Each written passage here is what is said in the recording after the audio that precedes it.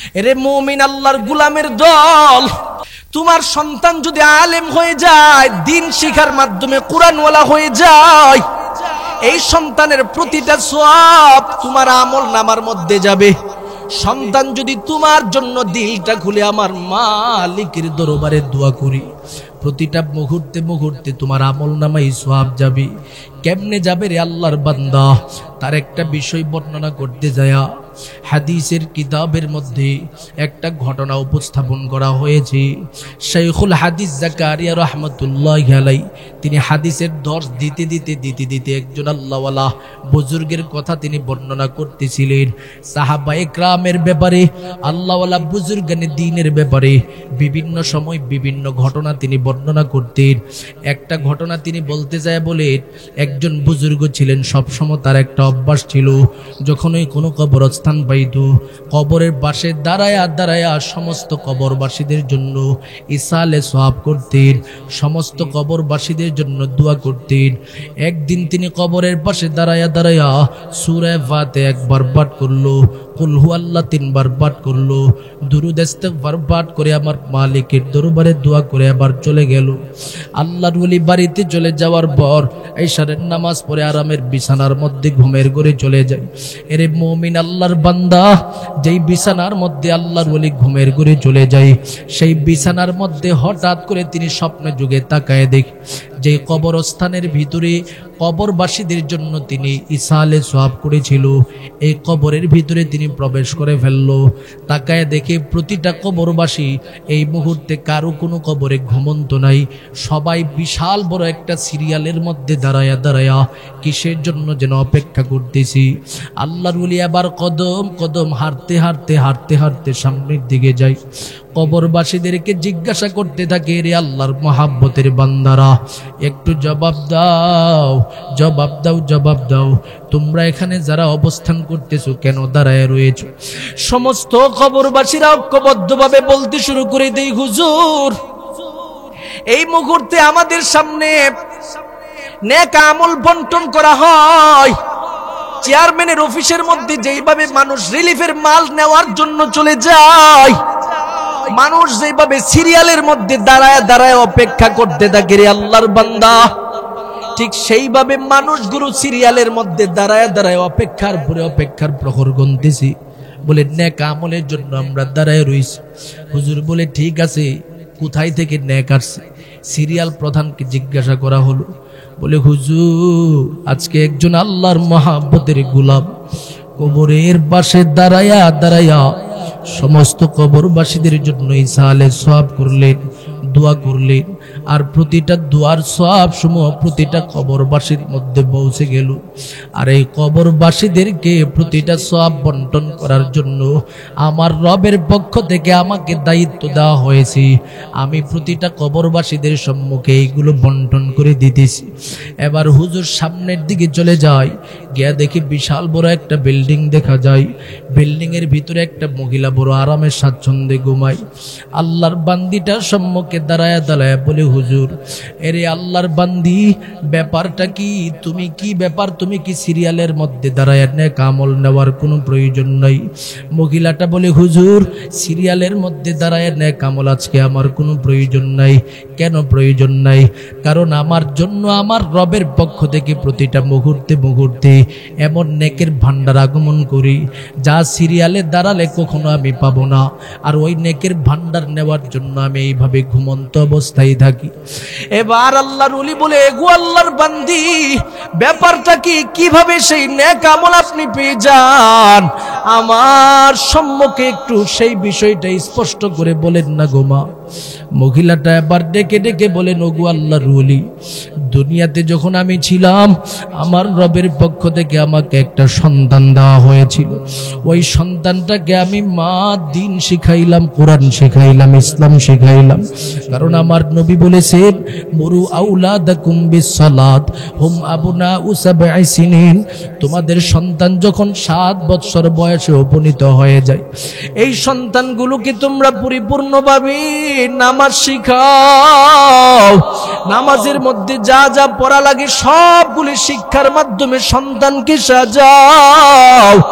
ও হুজুর, আমি আমার সন্তানকে নামাজ শিখালাম, আমার সন্তানকে দ্বীন শিখালাম।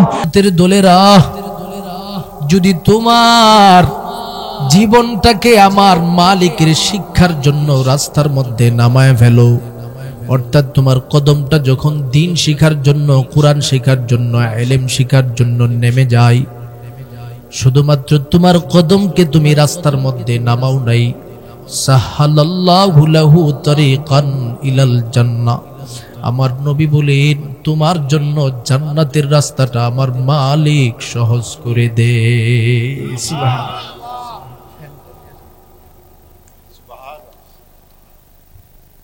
তাহলে আমার নবী রহমতে আলম নবীর কথার মাধ্যমে আমাদের স্পষ্ট হয়ে গেল, দুনিয়াতে কোন মুমিন আল্লাহর গোলাম যদি তার জীবনটাকে আমার মালিকের শিক্ষার মাধ্যমে সুসজ্জিত করতে পারে, আখিরাতের জীবনটা আমার মালিক তার জন্য সাজায় দেয়। শুধু তার মধ্যেই সীমাবদ্ধ নয় রে মুমিন, আমার নবী বলেন একটা সন্তান যখন কোরআন শিখার জন্য নেমে পড়ে, দ্বীন শিখার জন্য নেমে যায়, মাসলা মাসাইল শিখার জন্য যখন নেমে যায়, যদিও সেই সন্তানটা ছোট হোক, নবী বলেন ফাইন্নাল মালাইকাতা লাতাদাউ আজনিহাতাহা লিতালিবিল ইলম, আল্লাহর রহমতের ফেরেশতাদের দলেরা প্রতিযোগিতা করে করে মুমিন এই তালেবে ইলমের কদমের নিচে তাদের সেই রহমতপূর্ণ দয়াপূর্ণ নূরের যেই পাখাটা রয়েছে সেটা তাদের কদমের নিচে বিছায়া দেয়। সুবহানাল্লাহ। এজন্য আমাদের আকাবিরে আসলাফরা বলছেন সবসময় যে যদি মাদ্রাসার কোনো তালেবে ইলম পাও, ফাঁকে ফাঁকে দেখবা তারা দুষ্টামি করে, তাদেরকে কিছু বলিও না। সুবহানাল্লাহ বলেন। বাচ্চারা কি দুষ্টামি করবে না? সারাদিন আপনার সামনে বড় আনন্দ, বড় আরামে স্বাচ্ছন্দ্যে বসে থাকবে? এটা কখনো হতে পারে না। বাচ্চারা তাদের অভ্যাসই দুষ্টামি করবে, কিন্তু বাচ্চারা যদি রাস্তা দিয়ে যায়, দেখতে পান তাদের মাথায় টুপি আছে, যদি আপনি বুঝতে পারেন সে কোরআনের খাদেম, এই বাচ্চাটার মাথায় পারলে একটু হাত বুলাইয়া দিবেন, আমার নবী খুশি হয়ে যাবে, আমার রব খুশি হয়ে যাবে। সুবহানাল্লাহ। কারণ তাদের কদমের নিচে ফেরেশতারা তাদের যে মহাব্বতপূর্ণ, শান্তিপূর্ণ, দয়াপূর্ণ পাখাটা রয়েছে আল্লাহর মহাব্বতের গোলাম, পাখাটা তাদের কদমের নিচে বিছায়া বিছায়া বলতে থাকে তোমার জায়গা জমিনের এই সাধারণ মাটি না, তোমার জায়গা আমার পাখা। সুবহানাল্লাহ। এরে মুমিন, 2 নম্বরে আমার নবী ঘোষণা দেই, ওয়া ইন্নাল উলামা লা ইস্তাগফিরু মান ফিস সামাওয়াতি ওয়া মান ফিল আরদ। দুনিয়াতে একটা সন্তান যখন কোরআন শিখতে শিখতে সে আলেম হয়ে যায়, মাওলানা হয়ে যায়, মুফতি হয়ে যায়, এই আলেমের ব্যাপারে নবী বলেন মান ফিস সামাওয়াতি ওয়া মান ফিল আরদ, আসমান জমিনের যত প্রাণী আছে, যত মাখলুকাত আছে, সে আলেমের জন্য প্রতিটা মুহূর্তে মুহূর্তে আমার রবের নিকটে মাফ চাইতে থাকে। সুবহানাল্লাহ। ক্ষমা চাইতে থাকে আর বলতে থাকে আল্লাহ গো, এই আলেমের কারণে জমিনে দিন টিকে আছে, এই আলেমের কারণে কোরআনের খেদমত চলতেছে, দ্বীনের খেদমত চলতেছে। মালিক, আর দিন আছে তো দুনিয়া থাকবে, দুনিয়া থাকলেই না আমাদের খাবার আসবে। ও মালিক, আমি দুনিয়াতে আসি প্রাণী হিসাবে, দুনিয়াতে আসি গাছ হিসাবে, দুনিয়াতে আসি যে কোনো প্রকারের একটা পশু পাখি হোক, যে কোনো প্রকারের অঙ্গ প্রত্যঙ্গ যা কিছু হোক, কীট পতঙ্গ যাই থাকুক না কেন, সবাই আমার রবের কাছে দোয়া করতে থাকে আল্লাহ গো, এই আলেমদেরকে আপনি হেফাজত করেন, আলেমদেরকে আপনি মাফ করেন, তারা দুনিয়াতে যতদিন থাকবে, দুনিয়া টিকে থাকবে, তাদেরকে আপনি মাফ করবেন না। কাকে মাফ করবেন? আমরা তাদের জন্য দোয়া করতেছি। সুবহানাল্লাহ। এরপরে আমার নবী বলেন শুধুমাত্র দুনিয়ার স্থলে যারা বসবাস করে তাদের জন্য তারাই শুধুমাত্র দোয়া করে না, সমুদ্রের মধ্যে পানিতে যারা বসবাস করে এই সমস্ত প্রাণীরা পর্যন্ত দুনিয়ার জমিনের সমস্ত আলেমদের জন্য রবের কাছে দোয়া করে। এরে মুমিন হাত্তাল হাইতানি ফিল মা, জমিনের মাছেরাও আলেমদের জন্য রবের দরবারে দোয়া করতে থাকি, কুরআনওয়ালাদের জন্য দোয়া করতে থাকি, পানির নিচে যত প্রাণীরা বসবাস করে সবাই দোয়া করতে থাকি। ও গোলাপগঞ্জ এলাকার আল্লাহর মহাব্বতের গোলামের দল, জমিনের মধ্যে যখন কোনো আলেম দিন শিখানোর জন্য, দিন শিখার জন্য ময়দানের মধ্যে ঘুরি, নৌকার মধ্যে যেই সমস্ত প্রাণীরা পানিতে বসবাস করি, এই প্রাণীরা আল্লাহর কাছে দোয়া করতে থাকে আর বলতে থাকে, আল্লাহ জমিনের এই সমস্ত আল্লাহওয়ালা বুজুর্গানে দিন নেককার আলেম কুরআনওয়ালা তাদেরকে আপনি মাফ করে দিন। শুধু মাফের জন্যই দোয়া করেন রে আল্লাহর বান্দা, সমস্ত আলেমদেরকে সাহায্য সহযোগিতার জন্য তারা কোনো সময় উপস্থিত হয়ে যায়। সুবহানাল্লাহ, এটাকে কারামতি বলা হয়। কোন আলেম সমাজ আমল করতে করতে, জিকির করতে করতে দিলটাকে পরিশুদ্ধ বানায় ফেলে।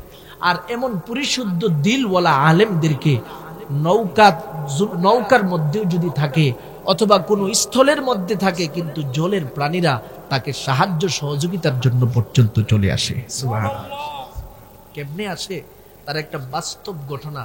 আমার একজন শাইখে মুর্শিদ ছিলেন, বর্তমানে তিনি যাত্রাবাড়ি মাদ্রাসার হযরত শাইখুল হাদিস, যাত্রাবাড়ি মাদ্রাসার মুহতামিম আল্লামা মাহমুদুল হাসান সাহেব দামাত বারাকাতুহুম হাফিজাহুল্লাহ। আল্লাহ পাক হুজুরকে নেক হায়াত দান করুক। সকলে জবান খুলে বলেন আমিন। হুজুরের মজলিসে আমি প্রতি রমজানের শেষ দশকের মধ্যে থাকার চেষ্টা করি।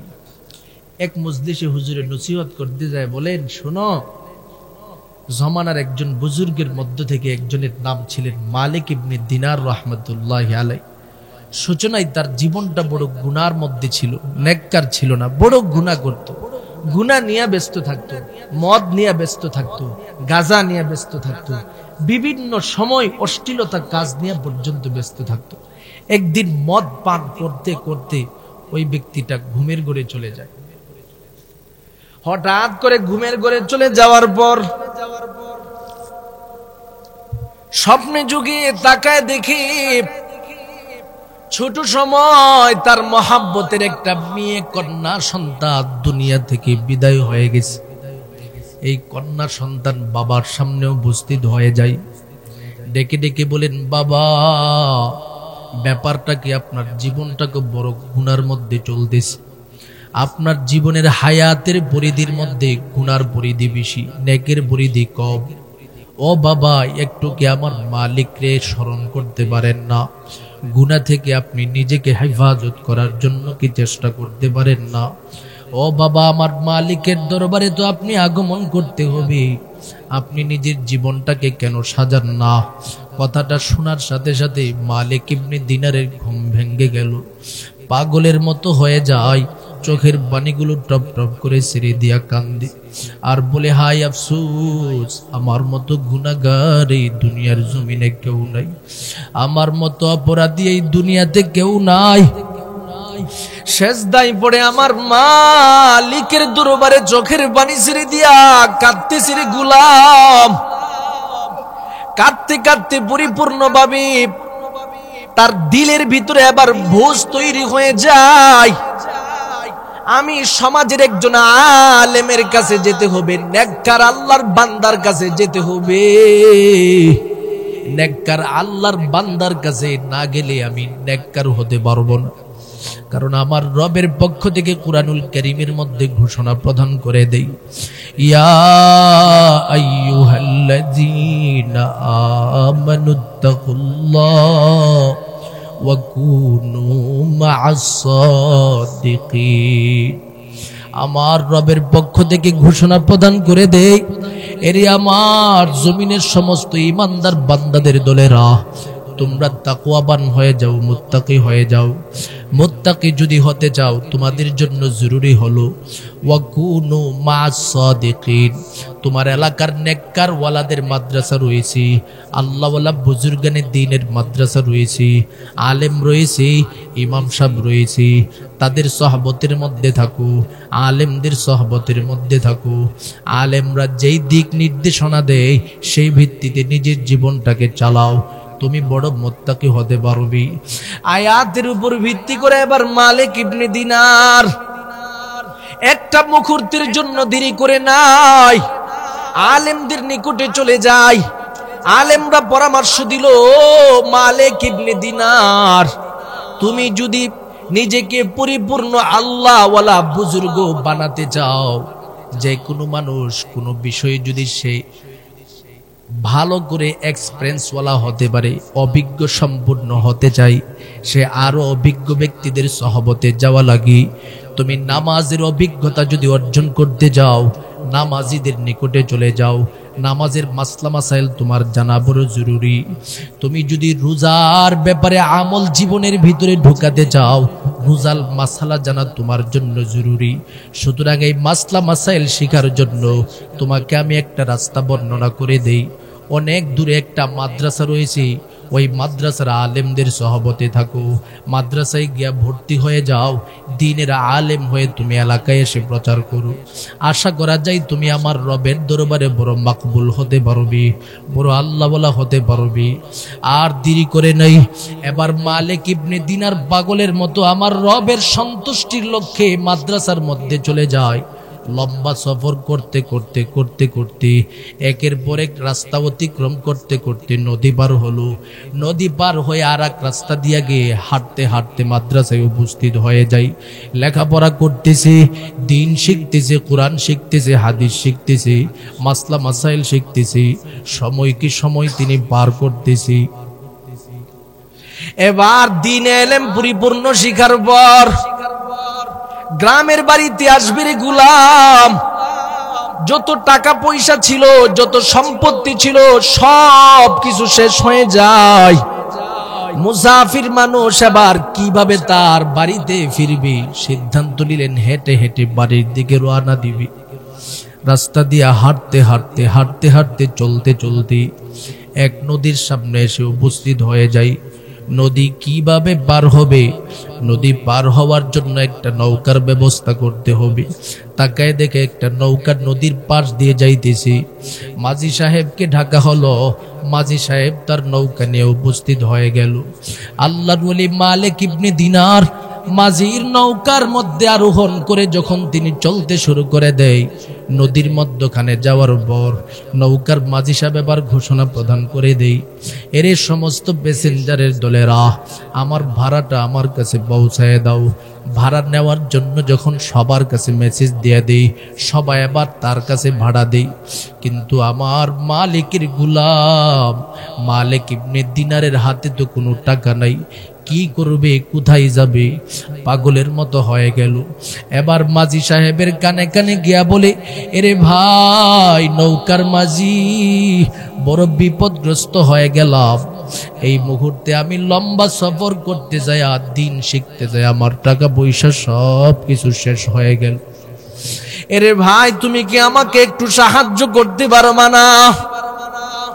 পরবর্তীতে জীবনে কখনো যদি তোমার সাথে আমার সাক্ষাৎ হয়ে যায়, আমি তোমার সমস্ত টাকা পরিশোধ করে দিব।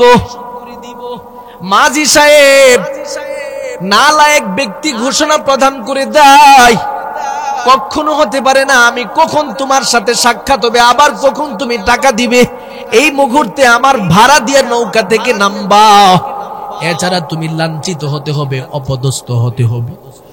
কথাটি শোনার পর মালিক ইবনে দিনার এবার চোখের পানি রাখতে পারে নাই।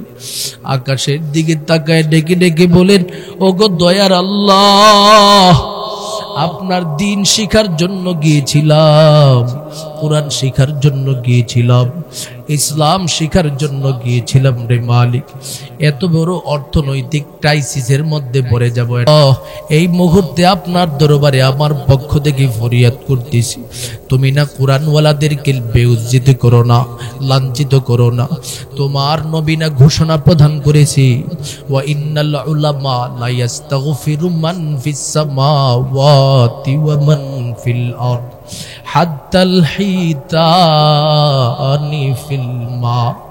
এরে আল্লাহ, আপনার নবী তো ঘোষণা প্রদান করে দিছে, নদীর মাছেরাও নাকি দ্বীনের শিক্ষায় যারা শিক্ষিত হয়ে যায় তাদের জন্য ক্ষমা চায় দোয়া করে।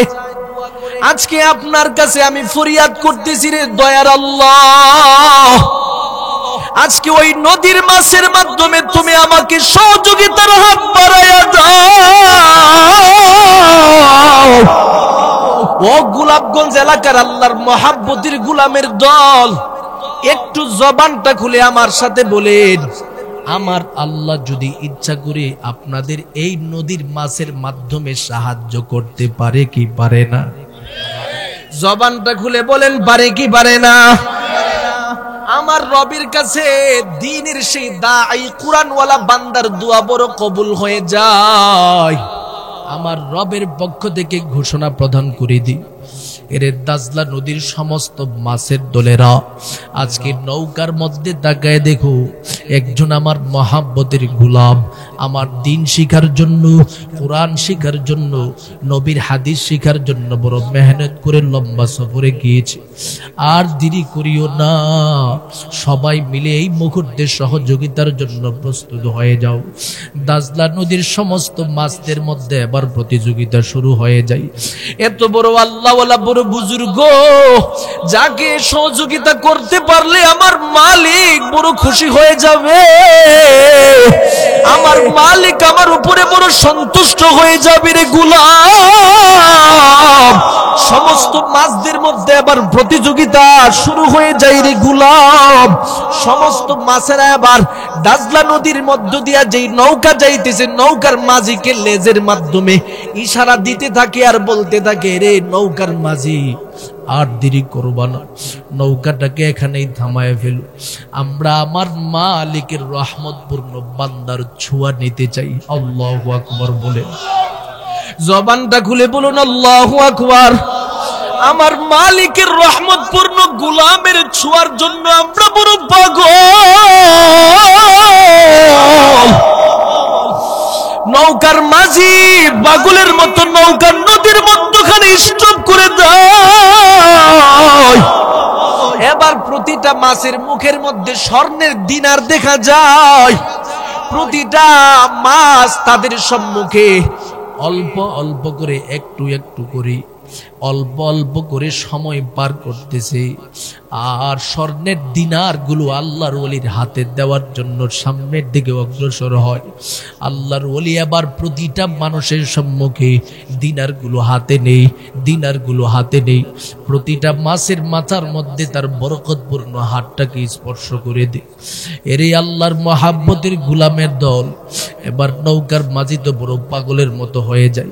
হায় আফসুস, আমি কার সাথে এত বড় বেয়াদবি করে ফেললাম, আমি কার সাথে এত বড় অন্যায় করে ফেললাম। আমি তো শুধুমাত্র তার মাথায় টুপি দেখলাম, তার শরীরে লম্বা জামা দেখলাম, কিন্তু তার ভিতরে যে আমার মালিক বিদ্যমান রয়েছে সেটা তো আমি জানি না। এবার আল্লাহর বান্দা মালিক ইবনে দিনারের কদমের মধ্যে পড়ে ক্ষমা চায় আর বলতে থাকে, হুজুর আমি আপনাকে ধারণা করেছি আপনি সাধারণ কোনো মৌলবী মনে হয় হবে, এত বড় আল্লাহওয়ালা বুজুর্গ হবেন এটা আমার জানা নাই। আমি এই মুহূর্তে আপনার সম্মুখে ঘোষণা প্রদান করে দিলাম, আর জীবনে কখনো টুপিওয়ালাদের সাথে বেয়াদবি করব না, আর জীবনে কখনো আল্লাহওয়ালাদের সাথে বেয়াদবি করব না, আর জীবনে কখনো কোরআনওয়ালাদের সাথে বেয়াদবি করব না। এরে আল্লাহর মহাব্বতের গোলামের দল, এই ঘটনাটা বলার মাধ্যমে আপনাদের সম্মুখে যে মেসেজটা আমি দিতে চাই, দুনিয়াতে আজকেও আপনাদের সমাজে এমন আল্লাহওয়ালা বুজুর্গ রয়েছে, ফাঁকে ফাঁকে রাতের বেলা এসে এই মাদ্রাসার মধ্যে আগমন করে দেখবেন কত মাদ্রাসার ছাত্র নামাজের মুসল্লার মধ্যে পড়ে পড়ে নিশি রজনীতে সেজদায় পড়ে মালিকের কাছে কাঁদে। মাদ্রাসার মুতামিমের রুমে ফাঁকে ফাঁকে এসে দেখবেন নিশি রজনীতে আমার মালিকের কদমে কিভাবে কাঁদে রে গোলাম। এই শিক্ষাটা এটা ছোটখাটো শিক্ষা নয়, এই শিক্ষাটা নতুন কোন শিক্ষা নয় রে গোলাম। এই শিক্ষা আমাদের দারুল উলুম দেওবন্দ থেকে আমাদের উলামা ইকরামরা শিক্ষা দিয়েছেন। দুনিয়াতে যত কওমি মাদ্রাসা রয়েছে তাকায় দেখবেন প্রতিটা মাদ্রাসার মুহতামিম সাধারণ শিক্ষকেরা তাদের আমলের মাধ্যমে নিজের জীবনটাকে কিভাবে পরিচালনা করি, কত তাহাজ্জুদ, কত নেক আমলের মাধ্যমে নিজের জীবনটাকে সাজাই। এরে গোলাম, ফাঁকে ফাঁকে পারলে এই জাতীয় আলেমদের পাশে এসে দাঁড়াইবা, আলেমদেরকে সহযোগিতার হাত বাড়াইবা, আলেমদেরকে সালাম দিবা, মোলাকাত করবা, ভালোবাসবা, দোয়া চাইবা। আমার মালিক তোমার জীবনটাকে চমকায় দিবি। শুধু তার মধ্যেই তো সীমাবদ্ধ নয় রে আল্লাহর গোলাম। দুনিয়াতে যদি কোনো মুমিন বান্দা কোরআনের শিক্ষায় শিক্ষিত হতে পারে, দ্বীনের শিক্ষায় শিক্ষিত হতে পারে, ইলমে দ্বীনের মাধ্যমে নিজের জীবনটাকে সাজাতে পারে, আমার আল্লাহ বলে, বান্দা আমি আল্লাহ পাক তোমার সম্মান মর্যাদা সবার উপরে রেখে দিব। সুবহানাল্লাহ।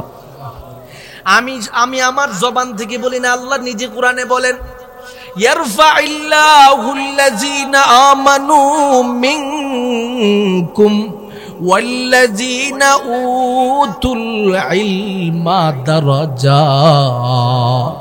আমার রবের পক্ষ থেকে ঘোষণা প্রদান করে দেই, এরে আমার মহাব্বতের গোলামের দলেরা, জীবনটাকে যদি ইলমে দ্বীনের মাধ্যমে সাজাতে পারো, এক নম্বরে আমি যাদেরকে সম্মান বাড়ায় দিব, এক নাম্বার গুণ তারা ঈমানওয়ালা হবে। ঈমানওয়ালা হওয়ার পরে দুই নাম্বার গুণ হবে ওয়া উতুল ইলমা দারাজাত, যার মধ্যে দ্বীনের শিক্ষা রয়েছে, যার মধ্যে কোরআনের শিক্ষা রয়েছে, তারা আমি মালিকের দরবারে বড় সম্মানিত, তারা আমি মালিকের দরবারে বড় ইজ্জত সম্পন্ন গোলামে রূপান্তরিত হয়ে যাবে। রে মুমিন, তাকায় দেখবে দুনিয়াতে এমনও সন্তান রয়েছে কোরআন শিখার কারণে আল্লাহ পাক এত সম্মান বাড়ায় দেই, এত ইজ্জত বাড়ায় দেই। এমনও যদি কোনো গোলাম আপনি দেখতে পান কোরআন শিখার কারণে আল্লাহ পাক তার সম্মান সবার উপরে নিয়ে যায়। সুবহানাল্লাহ বলে। দুনিয়াতে এমনও আছে গোলাম, কিন্তু আল্লাহ পাক কোরআন শিখার কারণে, দ্বীন শিখার কারণে, দ্বীনে ইলমের মাধ্যমে জীবন সাজানোর কারণে রবের পক্ষ থেকে তার সম্মান এত বাড়ায় দেয়, এলাকার অন্যান্য ধনীদের উপরে তার সম্মান চলে যায়। সুবহানাল্লাহ বলবেন। এটা ইজ্জত, এটা রবের প্রদত্ত ইজ্জত। এই ইজ্জত টাকা দিয়ে ক্রয় করা যায় না, কথা কোন ঠিক কিনা? এই ইজ্জত আপনি ক্ষমতা দিয়ে ক্রয় করতে পারবেন না। এটা আমার নবীর কথা। একদিন হযরত ওমর ফারুক রাদিয়াল্লাহু তাআলা আনহু তার খেলাফত কালে মক্কা নগরীর মধ্যে একজন গভর্নরকে প্রেরণ করেছিলেন। গভর্নরের নাম ছিলেন রাফে রাহমাতুল্লাহি আলাইহি, যিনি একজন তাবিঈ ছিলেন, কোন সাহাবী না। রাফে নামক সেই গভর্নরকে ওমরের পক্ষ থেকে ঘোষণা প্রদান করে দেয়, এরে রাফে, মক্কা নগরীর প্রতিটা গ্রামে গ্রামে, প্রতিটা অঞ্চলে অঞ্চলে একজন একজন করে প্রশাসনিক সদস্য নিয়োগ করে দাও। তাদের কাজ হবে একটা ইউনিয়ন পরিষদে যেই জাতীয় কাজ হয়, এইভাবে তারা চেয়ারম্যানের মতো কাজ করবে।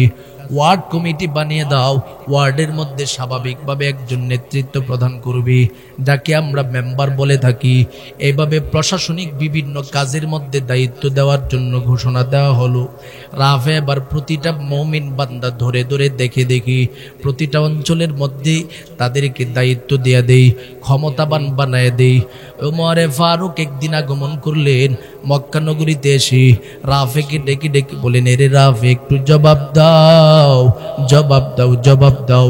তোমার অঞ্চলের মধ্যে যে প্রশাসনিক দায়িত্ব দেওয়ার জন্য আমি তোমাকে ঘোষণা প্রদান করেছিলাম, তুমি কি মানুষদেরকে এই দায়িত্ব দিয়েছো? বলে হ্যাঁ দিয়েছি।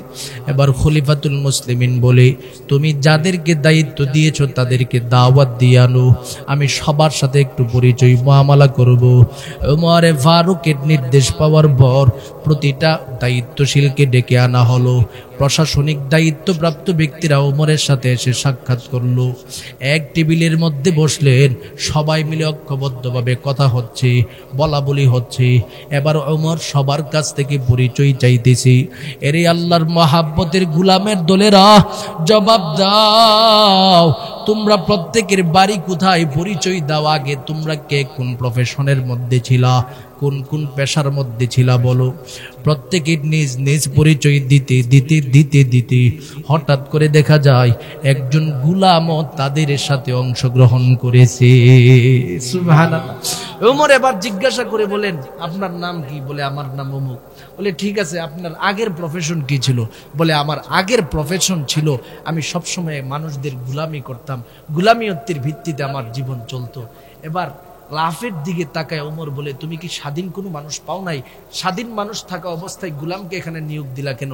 রাফে বলেন, পয়গম্বরের সাহাবী খলিফাতুল মুসলিমিন ওমর, আমি এই ব্যক্তির দিকে গোলামের পরিচয় দেখার পরেও প্রশাসনিক দায়িত্বে আমি ঢুকাইয়া দিছি, কারণ তার মধ্যে 3টা গুণ রয়েছে।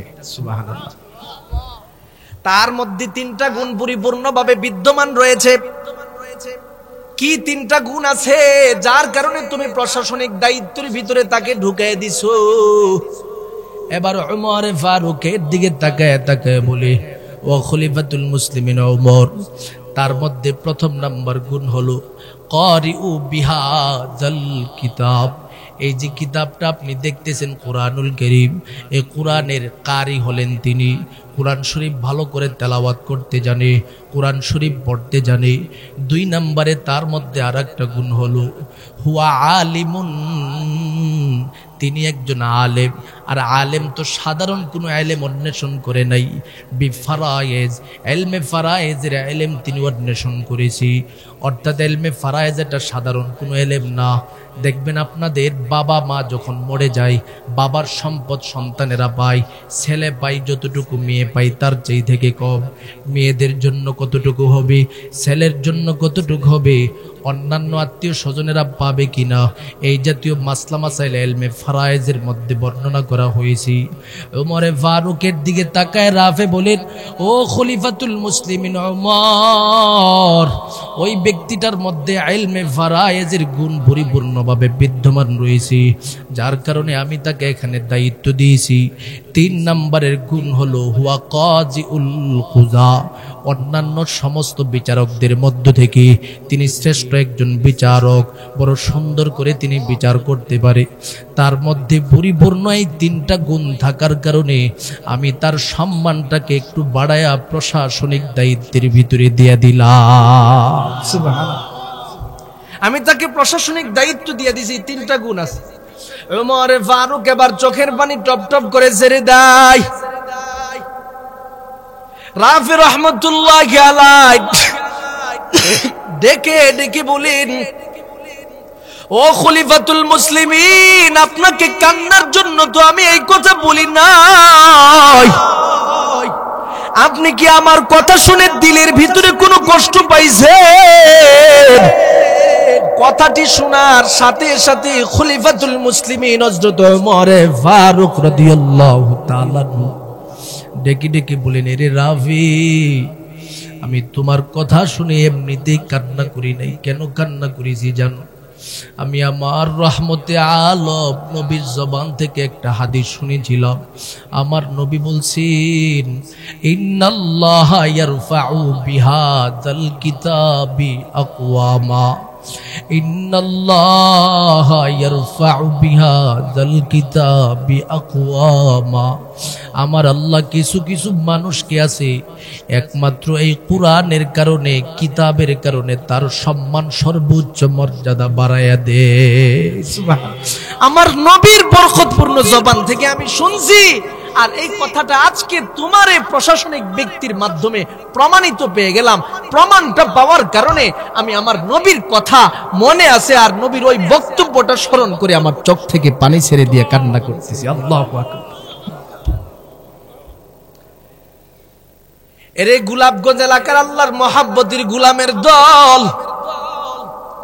আজকেও যদি দুনিয়াতে হাযাল কিতাব, কোন একটা মুমিন বান্দা এই কিতাবের ইলম পরিপূর্ণভাবে গ্রহণ করতে পারে, ইলম তালাশ করতে পারে, কোথায় থেকে তার সম্মান বাড়ায় দেয়া হয় ব্যক্তি নিজেও কল্পনা করতে পারবে না।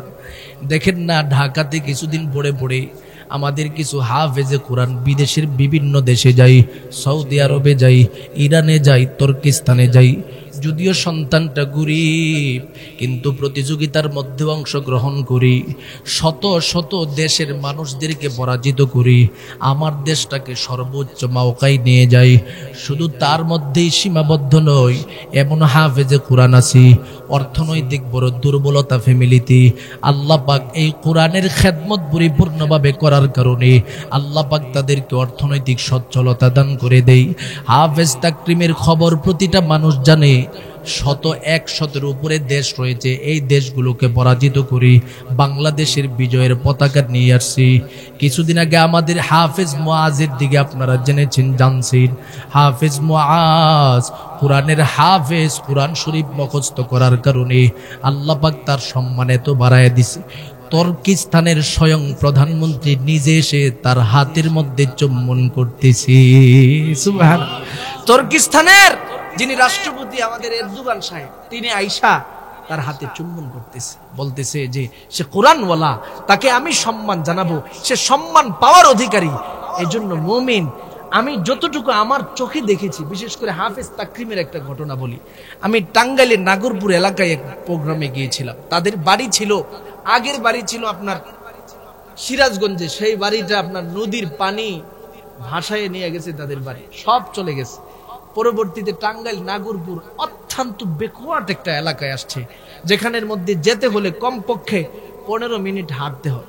আমি ওই এলাকায় মাহফিলে গেলাম। ওই সময় নতুন মাত্র তাকরিম সেখান থেকে সফলতা অর্জন করে আসছে। চিন্তা করলাম তার বাসায় একটু গিয়ে আসি। জিজ্ঞাসা করলাম তার বাড়িটা কতটুকু দূরে। বলে, হুজুর আমাদের এখান থেকে যেতে চাইলে গাড়ি নিয়ে যাওয়া যাবে না, হেঁটে হেঁটে যেতে হবে, কমপক্ষে 15 মিনিট লাগবে। আর সেই জায়গাটাও বড় আপনার বিভিন্ন ক্ষেতের আইল দিয়ে চলতে হয়। এত কঠিন, এত বেকওয়ার্ড জায়গা। আবার বাড়িটাও টিনের বাড়ি, টিনের ঘর, তেমন সুন্দর ঘর বাড়ি না। আল্লাহ বলে, তাকরিম রে, তুই আমি মালিকের কালাম মুখস্থ করেছো, আমি মালিকের কালামটাকে তোর দিলের ভিতরে ধারণ করেছো। আমি আল্লাহ তোর সম্মানকে এত বাড়ায় দিব, যদিও তোর বাড়ি ঘর টিনের, কিন্তু আমি আল্লাহ শত শত তালা বিল্ডিং এর ভিতরে তোর তেলাওয়াত শ্রবণ করার ব্যবস্থা করে দিব। সৌদি আরবের শত শত তালা বিল্ডিং, প্রতিটা বিল্ডিং এর রুমে রুমে তাকরিমের তেলাওয়াত চলছে। তুর্কিস্তানের তাকরিমের তেলাওয়াত চলছে। আপনি ইরানের দিকে তাকাবেন, ইরানের প্রতিটা ঘরে ঘরে তাকরিমের তেলাওয়াত চলেছে। আমার মালিক তাকে এত সম্মান বাড়ায় দিছে। এই সম্মান তো আছে, পাশাপাশি আমার রবের পক্ষ থেকে এত সম্মান অর্থনৈতিকভাবে তাকে দিয়েছে। এক প্রতিযোগিতা থেকেই আপনার 75 থেকে 76 লাখ টাকা আল্লাহ পাক সুব্যবস্থা করে দিছে। সুবহানাল্লাহ। তাহলে এখন আর তাদের টিনের ঘর থাকবে না। আল্লাহ সম্মান বাড়ায় দিছে।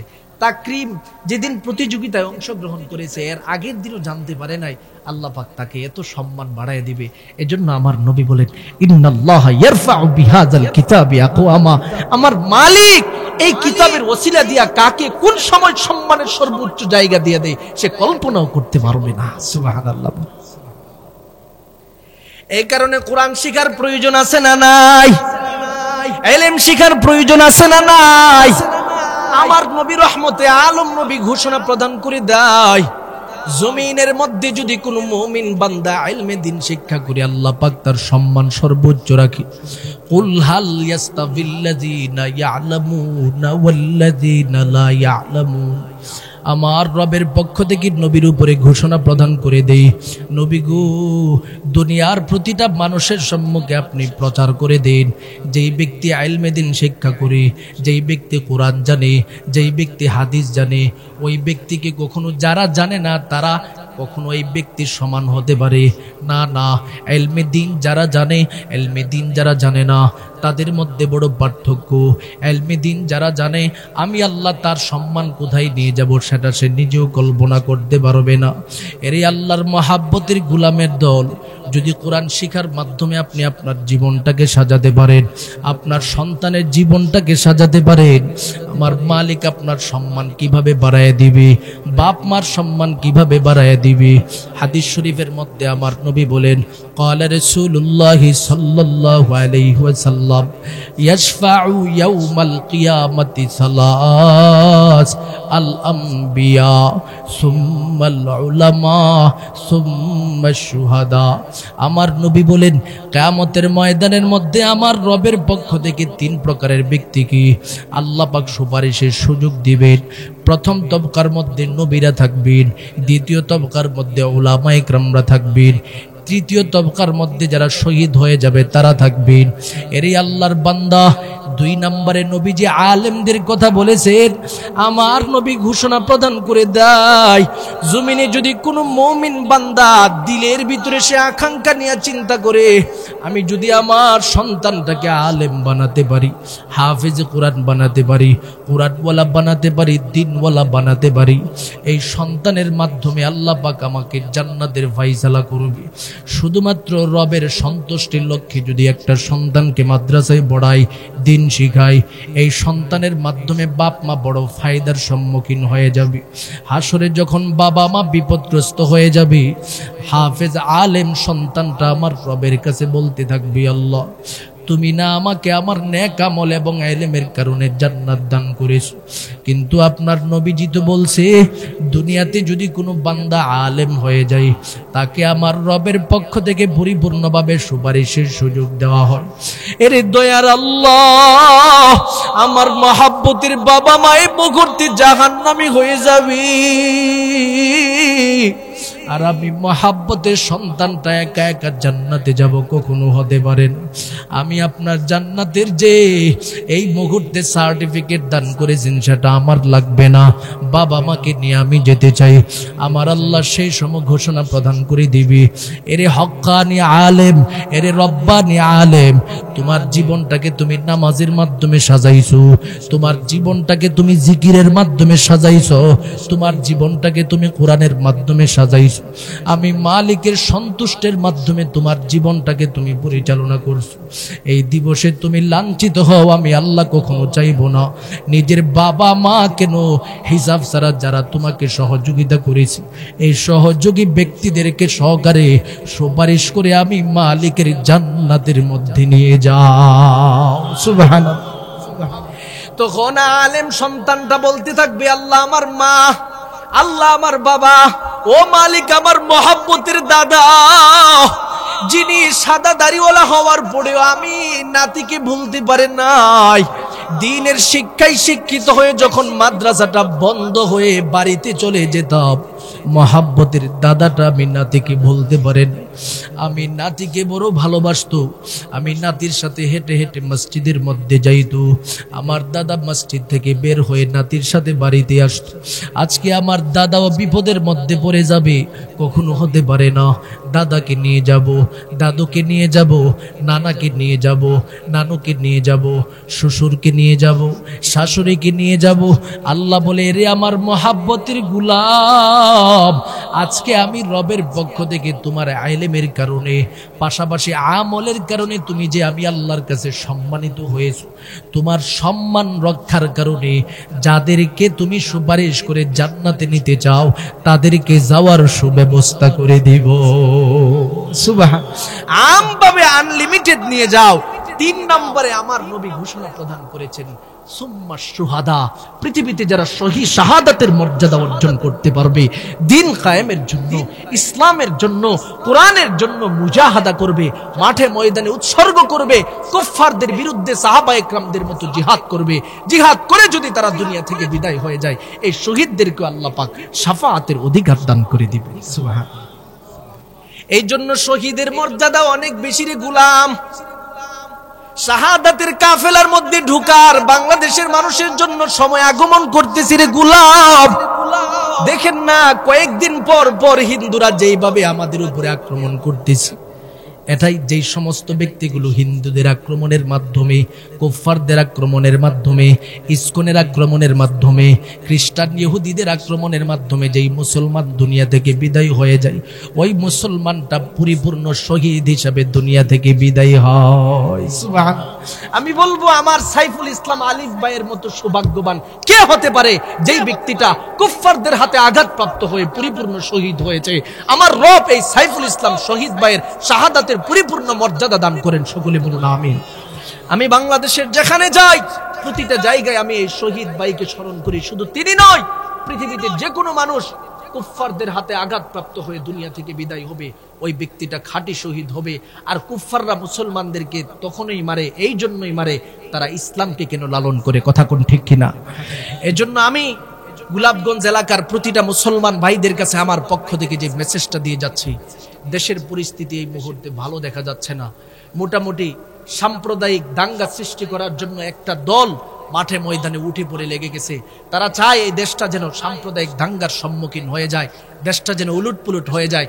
তখন সাধারণ জনতা বলবে তো আগের সরকারের সময় দেশটা ভালো ছিল, কথা কোন ঠিক কিনা?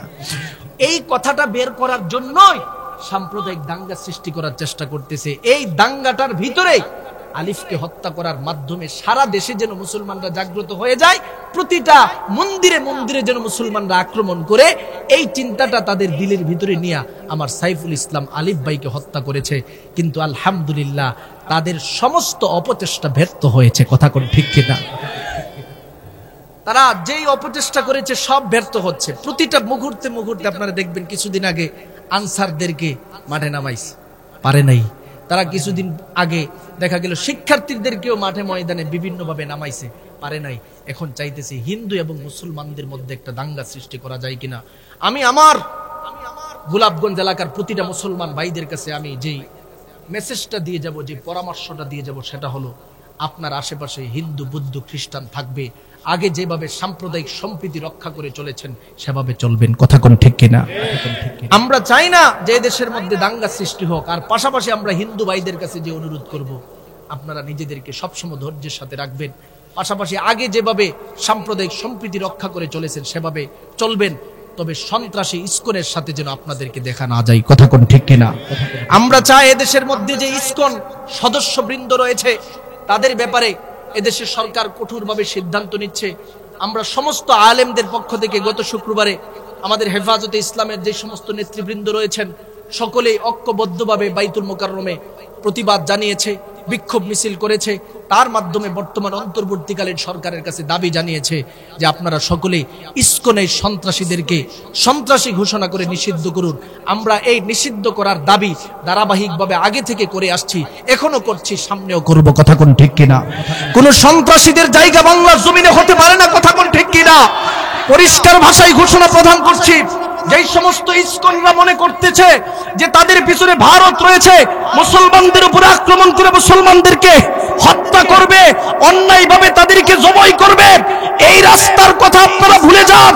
কারণ মুসলমানরা সাম্প্রদায়িক সম্প্রীতি যেমন রক্ষা করতে পারে, যখন তাদের ধৈর্যের ভাত ভেঙে যাবে, ভারত কেন পৃথিবীর কোন মুশরিকিনরা মুসলমানদেরকে দমাতে পারবে না, কথা কোন ঠিক কিনা?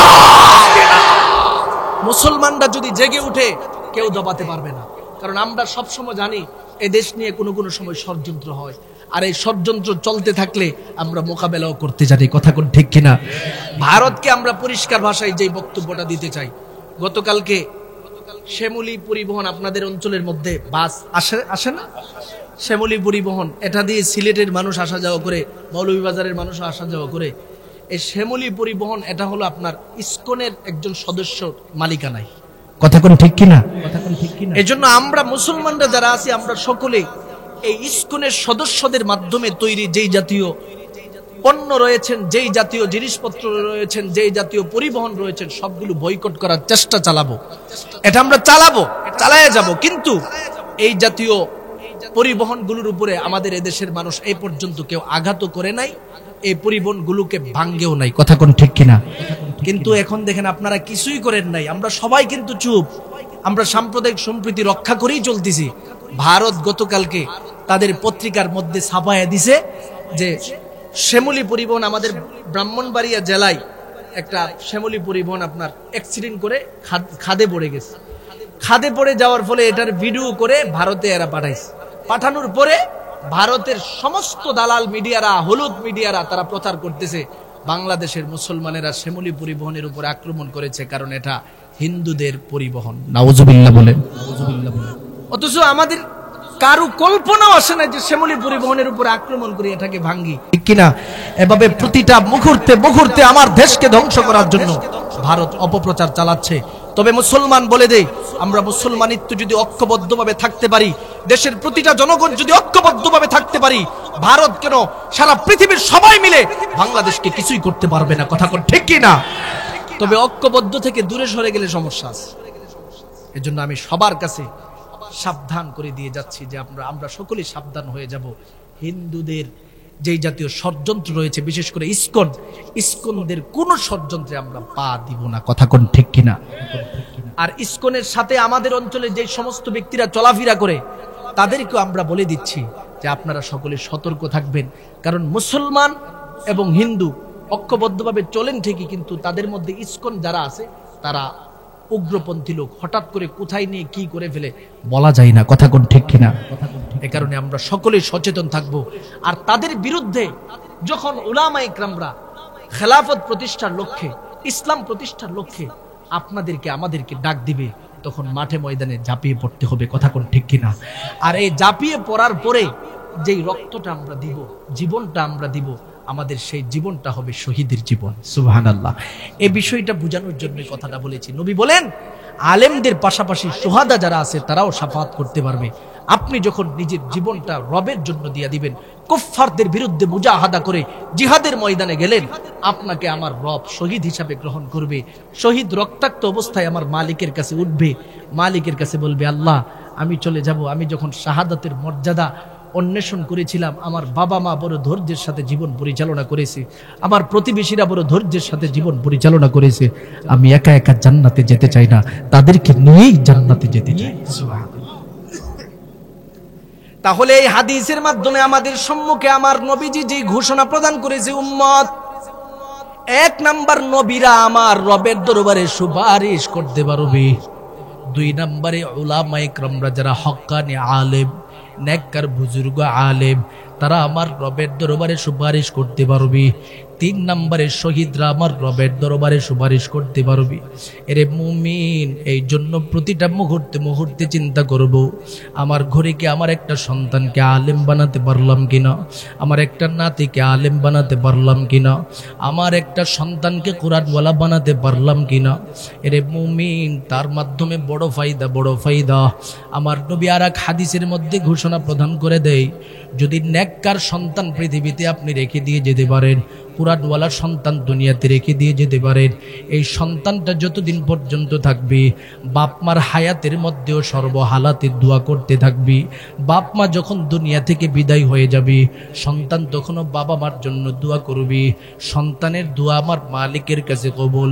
আমার কথা নয়, নবীর হাদিসে বর্ণনা এসেছে, ক্বালা রাসূলুল্লাহি সাল্লাল্লাহু আলাইহি ওয়াসাল্লাম, ইযা মাতা বনি আদম ইনকাতা আনহু আমালুহু ইল্লা মিন সালাস, মিন সাদকাতিন জারিয়া আও ইলমিন ইয়ানতাফিউ বিহি আও ওয়ালাদিন সালিহিন ইয়াদউ লাহু। আমার নবী রহমতে আলম নবী ঘোষণা প্রদান করে দেয়, রে উম্মতের দলেরা, আমার উম্মতের মধ্য থেকে কেউ যখন দুনিয়া থেকে বিদায় হয়ে যায়, ওই ব্যক্তিটার জন্য আল্লাহ পাক তিনটা জিনিস দুনিয়াতে রাখে। অর্থাৎ সে ব্যক্তি মরণের আগে যদি দুনিয়াতে তিনটা জিনিস প্রতিষ্ঠা করে যেতে পারে, আল্লাহ পাক তার কবরের নেকের ভান্ডারের ব্যবস্থা করে দিবেন। এক নাম্বার হলো মিন সাদকাতিন জারিয়া, সদকায়ে জারিয়ার রাস্তা যদি খোলা রাখে, অর্থাৎ ব্যক্তিটা একটা মাদ্রাসা প্রতিষ্ঠা করে দিয়া গেছে, একটা মসজিদ বানায় দিয়া গেল, দ্বীনের একটা মারকাজ প্রতিষ্ঠা করে দিয়া গেল, ওই ব্যক্তি দুনিয়াতে যতদিন থাকবে, যেই পরিমাণে সওয়াব পাবে, কবরে চলে যাওয়ার পর মাদ্রাসায় ছাত্ররা কোরআন তেলাওয়াত করবে, তিনি যে অল্প কিছু দান করে শরীক ছিল, এই ওসিলা দিয়ে আল্লাহ পাক তার আমল নামার মধ্যে প্রতিটা মুহূর্তে মুহূর্তে সওয়াব দান করবে। সুবহানাল্লাহ। দুই নম্বরে আমার নবী বলেন, আও ইলমিন ইয়ানতাফিউ বিহি, কোন একটা সন্তান যখন ইলমে দ্বীন শিক্ষা করবে, ইলমে দ্বীন শিক্ষা করার পরে তার যে উস্তাদ রয়েছে, উস্তাদ যখন দুনিয়া থেকে বিদায় হয়ে যাবে, এ উস্তাদ কবরে যতদিন পর্যন্ত থাকবে, ছাত্রের প্রতিটা দোয়া উস্তাদের কবরে যেতে থাকবে। তিন নম্বরে আমার নবী বলেন, আওয়ালাদিন সালিহিন ইয়াদউ লাহু। এরে মুমিন, যদি নেককার একটা সন্তান দুনিয়াতে বাবা মা রেখে দিয়ে যেতে পারে, কুরআনওয়ালা একটা সন্তান দুনিয়াতে যদি বাবা মা রেখে দিয়ে যেতে পারে, প্রতিটা মুহূর্তে মুহূর্তে বাবা মার কবরে সওয়াব যেতে থাকবে। এরে মুমিন, তার চেয়ে থেকে সৌভাগ্যবান কোন ব্যক্তি হতে পারে? যেই ব্যক্তির একটা সন্তান কুরআন শিখেছে, যেই ব্যক্তির একটা সন্তান হাদিস শিখেছে, মাসলা মাসাইল শিখেছে। এরে মুমিন, আল্লাহর গোলামের দল, তোমার সন্তান যদি আলেম হয়ে যায়, দিন শিখার মাধ্যমে কুরআনওয়ালা হয়ে যায়, এই সন্তানের প্রতিটা সওয়াব তোমার আমল নামার মধ্যে যাবে। সন্তান যদি তোমার জন্য দিলটা খুলে আমার মালিকের দরবারে দোয়া করি, প্রতিটা মুহূর্তে মুহূর্তে তোমার আমল নামায় সওয়াব যাবে। কেমনে যাবে রে আল্লাহর বান্দা? তার একটা বিষয় বর্ণনা করতে যায় হাদিসের কিতাবের মধ্যে একটা ঘটনা উপস্থাপন করা হয়েছে।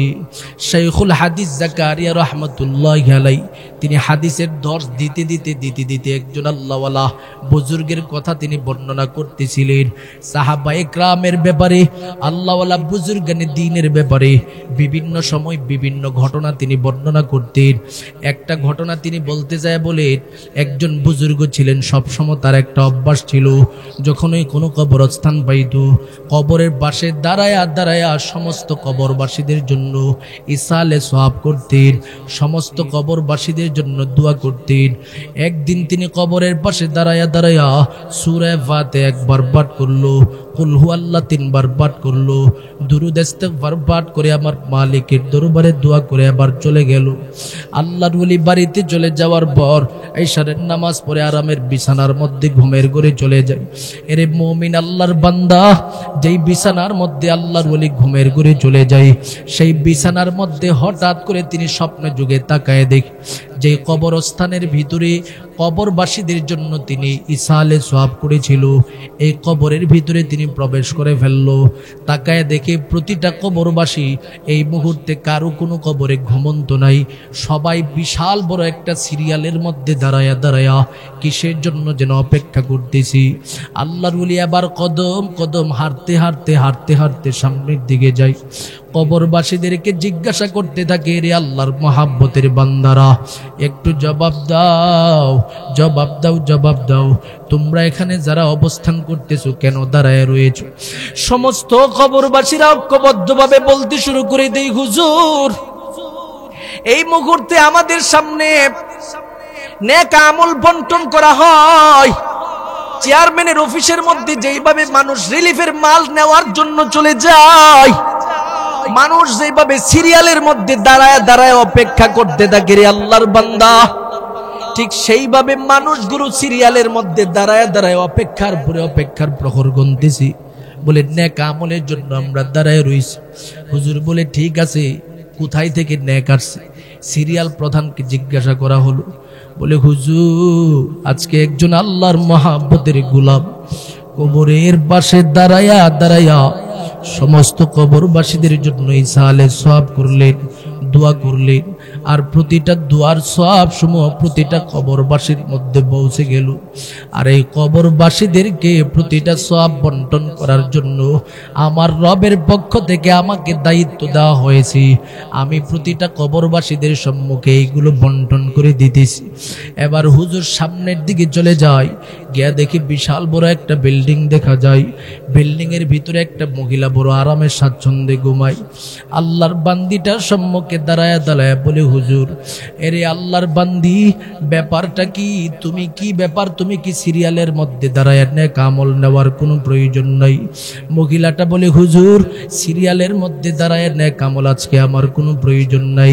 কেন প্রয়োজন নাই?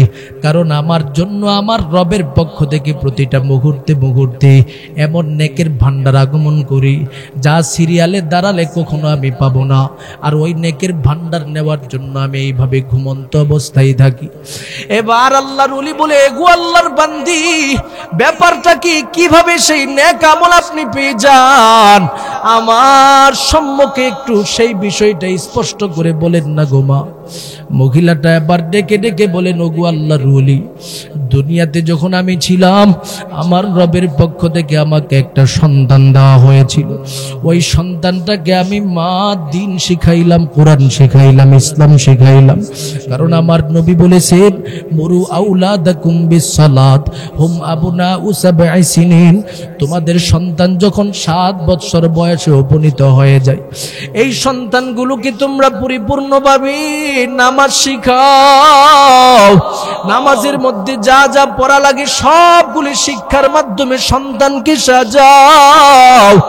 ও হুজুর, আমি আমার সন্তানকে নামাজ শিখালাম, আমার সন্তানকে দিন শিখালাম, আমার সন্তানকে রোজা শিখালাম, আমার সন্তানকে কোরআন শিখালাম। এভাবে আমার সন্তানকে দিন শিখাতে শিখাতে সামনের দিকে আগানো শুরু করাইয়া দিলাম। আমার সন্তান দিন কি দিন যেতে যেতে যেতে যেতে আমি মা দুনিয়া থেকে বিদায় হয়ে গেলাম। আমার মহাব্বতের সন্তান, আমি মায়ের জানাজাটা নিজে এসে উপস্থিত হয়ে পড়াই। আমি মাকে নিজ হাতে দাফনের ব্যবস্থা করে দেই। আমার এই মহাব্বতের সন্তান, আমি মারে যখন কবরের মধ্যে রেখে দেই, তখন আমার মহাব্বতের সন্তান আমার মালিকের দরবারে চোখের পানি ছিঁড়ে দিয়া কান্নার পর কান্না করে বলে, ওগো দয়ার আল্লাহ, মহাব্বতের মাহারা জীবনের ভিতরে ঢুকে গেলাম, আজকে আমি সন্তান বড় ইতিম হয়ে গেলাম রে আল্লাহ। আমি আর আমার মায়ের আদর পাবো না, আমার মায়ের ভালোবাসা পাবো না। তবে মালিক আপনার দয়ার কুদরতি নজরের সামনে আমি দোয়া করতেছি রে আল্লাহ, আমি সন্তান হিসাবে আমার মা যত হক আদায় করার প্রয়োজন ছিল, আমি সন্তান রে আমার মা সমস্ত হক আদায় করিয়া দুনিয়াতে রেখে যায়। আমার মা আমাকে দিন শিখায়, কোরআন শিখায়, ইসলাম শিখায়, হাদিস শিখায়। ওরে মালিক, তুমি আমার মায়ের কবরে আযাব দিও না। ওগো আল্লাহ, আমার মারে তুমি শাস্তি দিও না। হুজুর, আমার সন্তান তখন থেকে আমি মায়ের জন্য দোয়া শুরু করে দেই। আজকেও আমার সন্তান ফজরের আজান শুনে মসজিদমুখী হয়ে যায়, জোহরের আজান শুনে মসজিদমুখী হয়ে যায়, আসরের আজান শুনে মসজিদমুখী হয়ে যায়, মাগরিবের আজান শুনে মসজিদমুখী হয়ে যায়, ইশার আজান শুনে মসজিদমুখী হয়ে যায়। প্রতিটা দুয়ার মধ্যে আমার মহাব্বতের সন্তান আমি মারে ভুলতে পারে না, চোখের পানি ছেড়ে দিয়া রবের দরবারে কান্দায়। ও হুজুর, আজকেও আমার সন্তানের প্রতিটা দুয়ার সওয়াব আমি মায়ের কবরে আসছি, যার কারণে এই সিরিয়ালের মধ্যে দাঁড়ায় আমার নেকের কোনো প্রয়োজন নাই। এর গোলাপগঞ্জ এলাকার আল্লাহর মহাব্বতের গোলামের দল, তোমার কি মনে চাই না এমন একটা সন্তান দুনিয়াতে রেখে দিয়ে যাও, যেই সন্তান বাবা মরে যাবি জানাজার নামাজটা নিজে পড়াবি, যেই সন্তানটা মা মরে যাবে জানাজার নামাজটা নিজে পড়াবি, যেই সন্তানটা বাবা মার কবরের সামনে দাঁড়াইয়া একটা ফুটা চোখের পানি ছেড়ে দিয়া কাঁদবি। এরই আল্লাহর বান্দা একটু কি মনে চাই না এমন একটা সন্তান দুনিয়াতে রেখে দিয়ে যান, যেই সন্তানটা আজকের ওয়াজ মাহফিলে এসে বাবার জন্য মায়ের জন্য চোখের পানি ছেড়ে দিয়া কাঁদবে, দোয়া করে আমার মালিকের দরবারে বলে দিবি, আল্লাহ আমার বাবা মার কবরে আযাব দিও না। আজকে তো আপনাদের মতো সৌভাগ্যবান সন্তান কেউ নাই, যেই সমস্ত সন্তানগুলো বাবা মার কবরে দাঁড়ায়া দোয়া করার যেমন সুযোগ পান, আজকে প্যান্ডেলের নিচে এসে বসে পড়লেন রে আল্লাহর গোলাম। প্রতিটা মুহূর্তে মুহূর্তে যেই সওয়াবগুলো আপনার আমল নামায় এড হবে, প্রতিটা সওয়াবের অংশ আল্লাহ পাক আপনার বাবা মার কবরে পৌঁছায় দিবে। এরে মুমিন আল্লাহর বান্দা, এই জন্য আমার নবী ঘোষণা প্রদান করে দে, ইজা মাতা বানি আদম ইনকাতা আনহু আমালুহু ইল্লা মিন সালাস, মিন সাদকাতিন জারিয়া আও ইলমিন ইয়ানতাফিউ বিহি আও ওয়ালাদিন সালিহিন ইয়াদউ লাহু।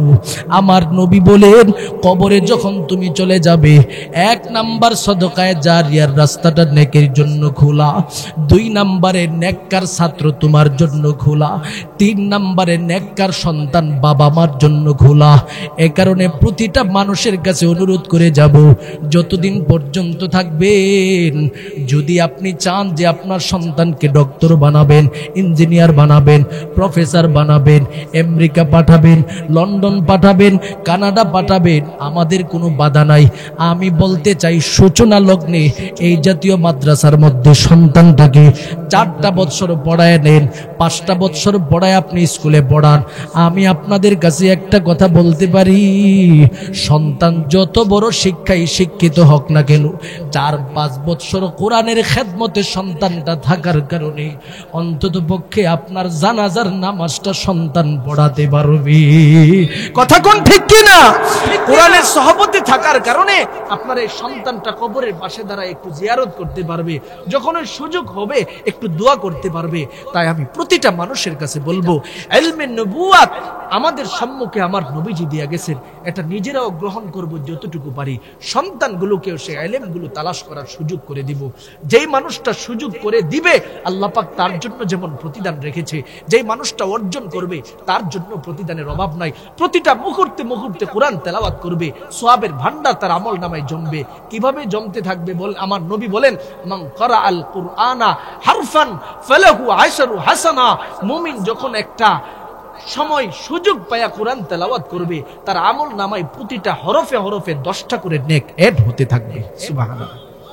শুধু তার মধ্যেই সীমাবদ্ধ নয়, নবী বলেন, মুমিন যখন কোরআনওয়ালা হইয়া অপর আরেকজনকে কোরআন শেখাতে থাকবে, নিজেও শিখতে থাকবে, পৃথিবীর সর্বশ্রেষ্ঠ বান্দা হিসেবে সে কবুল হয়ে যাবে। সুবহানাল্লাহ। খায়রুকুম মান তাআল্লামাল কুরআনা ওয়া আল্লামা।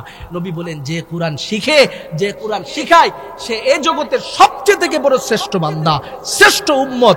সে যদিও দুনিয়াতে তার শ্রেষ্ঠত্বতা প্রমাণ দেখা যায় না, কিন্তু আখিরাতে আমার রব তার মর্যাদা বাড়ায় দিবে। কথা কোন ঠিক কিনা? আমাকে যেই কথাটা এই মুহূর্তে কাগজের মাধ্যমে জানানো হয়েছে যে হুজুর, এই মুহূর্তে আপনি মুসাফির মানুষ,